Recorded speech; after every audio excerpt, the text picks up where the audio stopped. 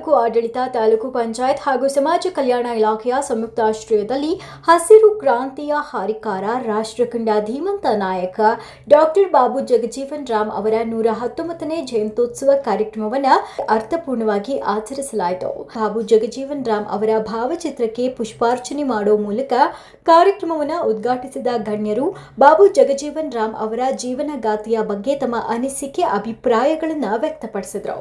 ಕಾರ್ಯಕ್ರಮದಲ್ಲಿ ತಾಲೂಕು ಆಡಳಿತ, ತಾಲೂಕು ಪಂಚಾಯಿತಿ, ಸಮಾಜ ಕಲ್ಯಾಣ ಇಲಾಖೆಯ ಅಧಿಕಾರಿಗಳು, ಸಿಬ್ಬಂದಿಗಳು ಹಾಗೂ ಸಮಾಜದ ಮುಖಂಡರು ಭಾಗಿಯಾಗಿದ್ದರು. ಇವತ್ತು ಡಾಕ್ಟರ್ ಬಾಬು ಜಗಜೀವನ್ ರಾಮ್ ಅವರ 119ನೇ ಜಯಂತಿಯನ್ನ ಆಚರಣೆ ಮಾಡ್ತಾ ಇದ್ದೀವಿ. ನಮ್ಮ ಸಮಾಜ ಕಲ್ಯಾಣ ತಾಲೂಕು ಕಚೇರಿಯಲ್ಲಿ ಎಲ್ಲಾ ಸಿಬ್ಬಂದಿಗಳ ಜೊತೆ ಜಯಂತಿಯನ್ನು ಆಚರಣೆ ಮಾಡ್ತೀವಿ. ಎಲ್ಲಾ ಸಮಸ್ತ ಜನತೆಗೆ ಇವತ್ತು ಜಯಂತಿಯ ಶುಭಾಶಯಗಳನ್ನ ಹೇಳಕ್ಕೆ ಇಷ್ಟಪಡ್ತೀನಿ. ಹಾಗೆ ಅವರ ಜಯಂತಿ ಅಂದು ಅವರು ಮಾಡಿರುವ ಅವರು ಹಾಕಿಕೊಟ್ಟ ದಾರಿಯಾಗಿರ್ಬೋದು, ಅವರ ತತ್ವಗಳನ್ನು ನಾವು ಇವತ್ತು ಸ್ಮರಿಸಿಕೊಳ್ಳುವಂತ ದಿವಸ ಆಗಿದೆ. ಇವತ್ತು ಸಮತಾ ದಿವಸ ಅಂತ ಹೇಳಕ್ಕೆ ನಾನು ಇಷ್ಟಪಡ್ತೀನಿ.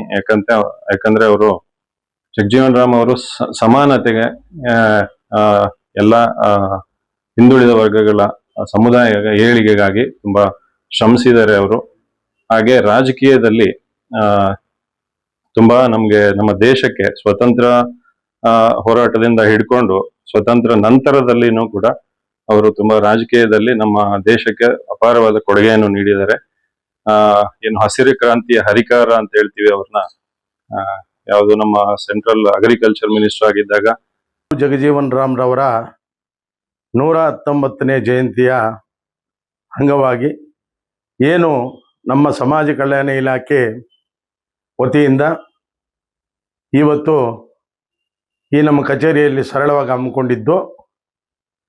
ಇವತ್ತು ಬಾಬು ಜಗಜೀವನ್ ರಾಮ್ ಅಂದರೆ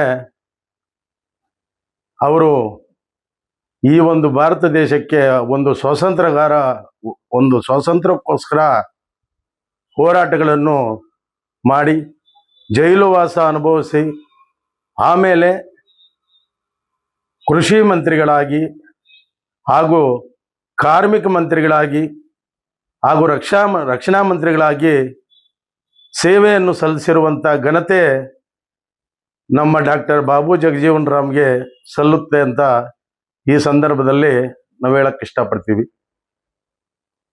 ಇವತ್ತು ಇಡೀ ನಮ್ಮ ಭಾರತ ದೇಶ ಹಸಿರು ಕ್ರಾಂತಿಯಾಗಿ ಇವತ್ತು ಹರಡಬೇಕು, ನಮ್ಮ ಭಾರತ ದೇಶ ಹಸಿರು ಕ್ರಾಂತಿಯಾಗಿರಬೇಕು ಅಂತ